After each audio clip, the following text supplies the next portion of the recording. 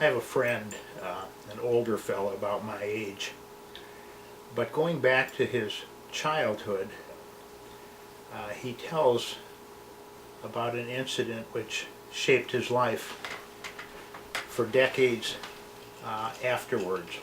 He said he was 13 years old when he woke up in the middle of the night, around 2 o'clock in the morning, to the sound of his mother screaming. When he woke up, he found out that his parents had just been notified that his only brother had been killed in a car wreck coming home from his girlfriend's house, and they had just been notified. He said that event, he knew it hurt at the time, but he had no idea of all the consequences and ramifications of it. His parents' marriage unraveled, and rather than come together, they pulled apart, each into their own world. What's more, they withdrew from my friend, so he was left alone emotionally, where once he had what he thought was a healthy family, it had now dissolved. He said that set off a chain of events and choices that shaped his life for decades to come. He made bad choices, including his choice of friends.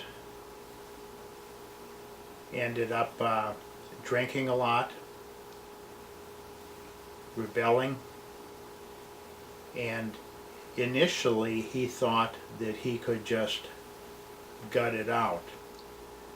So he stuffed his feelings inside, put on a mask, and faced the world.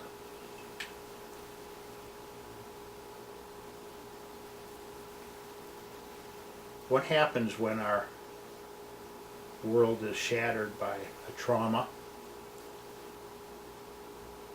How do we respond to that? When our entire worldview is shattered, how we perceived things to be or thought they should be is dramatically changed, maybe in an instant. It could be a death. It could be our parents divorcing and breaking up our household. Maybe there's somebody that we were in love with and thought we were going to marry, only to find out that they reject us out of hand, or they turn out not to be the person that our imagination had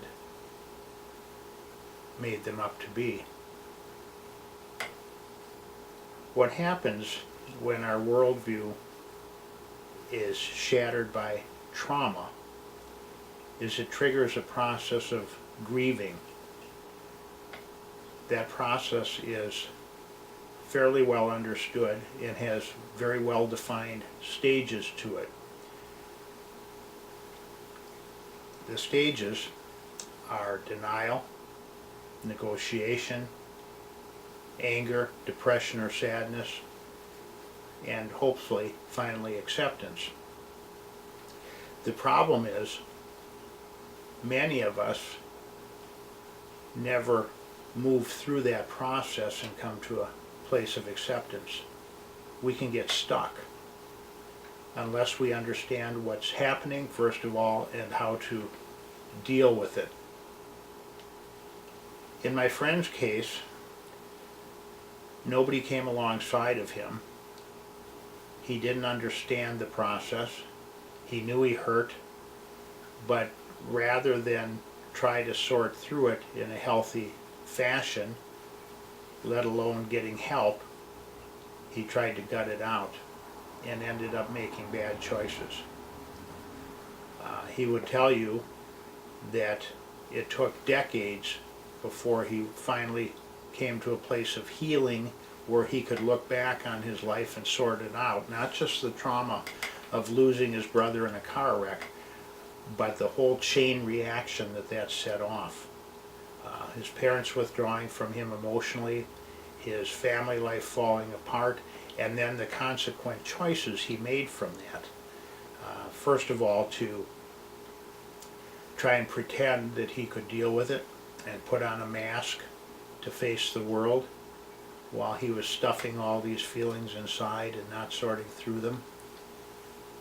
Ultimately, he turned to drink, engaged in rebellious behavior, ended up with one bout after another of depression, carrying on into middle age before he finally sorted it out. So what happens? How do we deal with this? First of all, I think it's important to recognize that when we are traumatized, it will trigger an absolutely normal process of grieving. And grieving is a process. It's not just a one-time incident, but it's a process that we have to move through in order to find healing. The stages of that process, as I mentioned, and these are fairly well identified and commonly accepted, are denial, negotiation, anger, sadness or depression, and finally acceptance. They don't move in sequence. They're not linear. We don't move in an orderly fashion from one to another, but we bounce around. And the problem comes in if we don't move through that process and end up getting stuck. That creates all kinds of additional problems. A friend of mine many years ago was working on a PhD in psychology, and he mentioned to me that most people can deal with one episode of trauma at a time and grieve through it if they're well adjusted, and particularly if they don't try and stuff it but understand what's going on and kind of cooperate a little bit with the process by understanding where they're at and what's happening. He said if the normal person is confronted with multiple traumas back to back or simultaneously, it's very difficult to work through those alone. And if you're dealing with more than 2 traumas, 3 or more, your chances are you're not going to get out of it without help. It just becomes too complex, sorting through all the emotions and all the pain. So now imagine a world in which trauma is ongoing. Ongoing sexual abuse, perhaps, a child whose parents divorce, then they're confronted with a move, then they change schools and have to change friends, and nobody coming alongside them to help them sort through this. The stages of grieving have certain symptoms and characteristics associated with them. Denial, for example, tends to present itself as somebody who chooses to stuff their feelings and put on a mask to the world, trying to convince themselves and others that they're really not hurting. Anger often works itself out in events which trigger angry outbursts, but not always. Sometimes, rather than just triggering outbursts, the symptom of anger, if you get stuck in it, works its way out in rebellion. And I think we all know people whose nature is rebellious, who don't accept authority or being told what to do, who act out in addition to having angry outbursts. Depression basically speaks for itself. It's a sense of hopelessness and despair that just won't go away. It's not having a bad day, but it's having an ongoing sense of hopelessness that you can't kick. And oftentimes that will trigger chemical imbalances. Once those chemicals and that imbalance in your brain is triggered, you're not going to get out of it without help. It either has to run its course or something has to intervene. Finally, hopefully, we get to a place of acceptance. The problem is, and particularly if you've been confronted with multiple traumas, or if your whole life is a trauma, you're going to end up, chances are, getting stuck in one or more of these stages of grief: depression, anger, denial. I think we all know and have met people who wear a mask through life, and you can kind of wonder what's going on that caused them to adopt a certain persona with which to face the world, and that persona is maybe a little bit out of the mainstream. When we are negotiating, it might look like the child who blames himself for their mother's and father's divorce, which happens quite often. And in their own mind, they may be negotiating with themselves and thinking, if only I was a better child, my parents wouldn't have divorced. If only I can become a better child and do something better, maybe my parents will get back together. It might be the girlfriend who was dumped by her boyfriend and is thinking in her mind's eye, if she just changes, maybe if she loses 20 pounds, maybe if she changes her hairdo, maybe if she's a little bit more outgoing, her boyfriend will come back. These are all tactics of negotiating with yourself. It's an effort really to assume control over a situation that you really don't have any control over. So what do we do? And particularly if you're confronted with multiple traumas and your life is one trauma after another, and it just becomes so complex trying to sort through all this and even figure out what stage you're in, that it seems hopeless.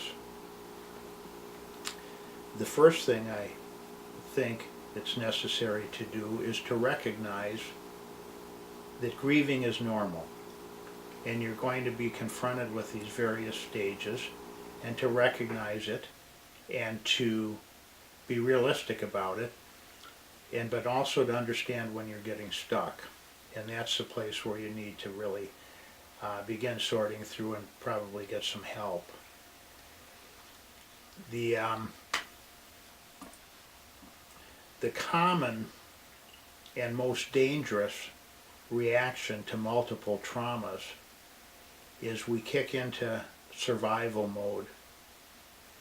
We abandon routines, we abandon long-term goals, we abandon being high-functioning human beings, and all we're looking to do is get through the day. Unfortunately, the way we do that is by turning to things which will manipulate our mood and ease the pain in the short term. Turn to sex, to drugs, to alcohol, thrill-seeking, anything that's going to elevate our mood to take us out of the pain that we're stuck in. The problem is, as we turn to those things, there will come a point where turning, for example, to a can of beer is no longer a choice but a reflex.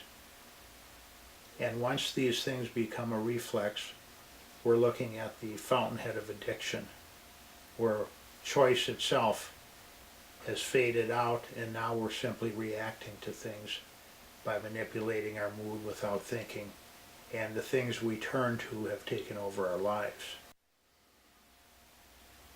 So what do we do, and how do we facilitate moving through this process of grieving and come to a place of acceptance and getting our feet back under us so that we can be high-functioning, properly functioning human beings with a sense of peace and joy at our core? There's a number of things that we can do. The first of all is to recognize that grieving itself is absolutely normal. When we're traumatized, it's going to trigger a response of grieving. Secondly, I think recognize that grieving is a process. It's not an incident. So don't look for a quick fix, but look for a pathway to healing. To stay on a pathway of moving through these stages and seeing to the other side of it. By all means, avoid manipulating your mood to avoid dealing with the problems of life. It's important to recognize not if we're bouncing around in these stages, but if we're getting stuck and exhibiting symptoms ongoing of being stuck in the stages, normally of a depression or anger, and making sure that we can move through those. And the way we move through those, I think, has two levels. For example, if you're dealing with anger, you may want to learn some coping skills to deal with the triggers and the outbursts that come from the triggers or the rebellion. And those coping skills are important, but they're therapeutic. Equally important, in fact more important, and the part that most of us overlook most of the time, is to look beyond the triggers and the symptoms and come to terms with the root cause of it.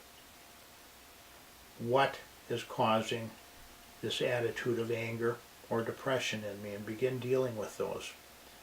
The next thing we can do, and this is a hard one because our pride gets in the way, but we need to seek help.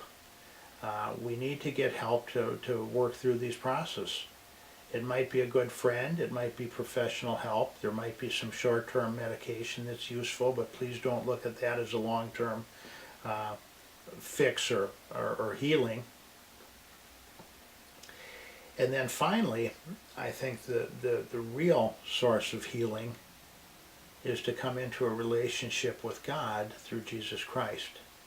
He is the source and the true source of all healing. In the case of my friend, he spent decades in turmoil with a dysfunctional life. He was able to work and get married and so forth, but he was never able to stabilize himself until he was in his probably mid-40s anyway. And by that time he could finally look back and understand all the pieces of the puzzle and what was missing and what wasn't fitting in and how we could have made better decisions along the way. But nobody came alongside him to help. Nobody explained all this to him. And so he ended up making lots of bad choices and trying to sort through these things in the wrong way.